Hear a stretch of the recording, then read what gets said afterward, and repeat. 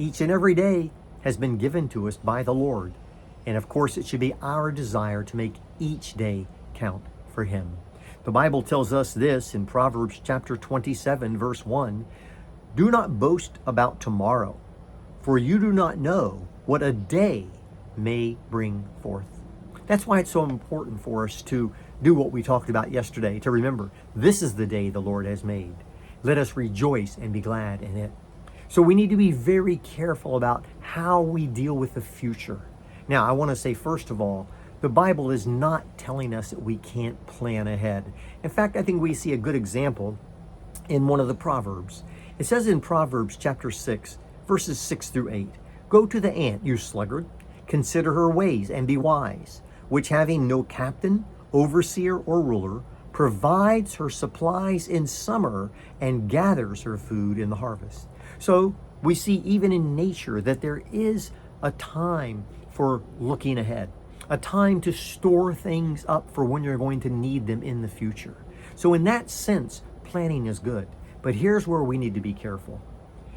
What the Bible is telling us in the 27th Psalm is that we're not to boast of tomorrow because we don't know what a day is going to bring. I think we better understand that when we go to the book of James chapter 4. And here's what James says, starting with verse 13.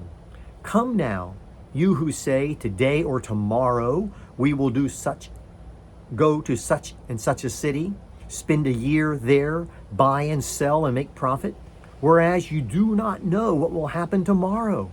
For what is your life? It is even a vapor that appears for a little time and then vanishes away. Instead, you ought to say, and here's where the planning comes in and how we can balance it out. If the Lord wills, we shall live and do this or that. But now you boast in your arrogance. All such boasting is evil.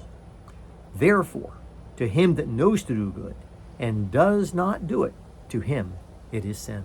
So what does God want us to do?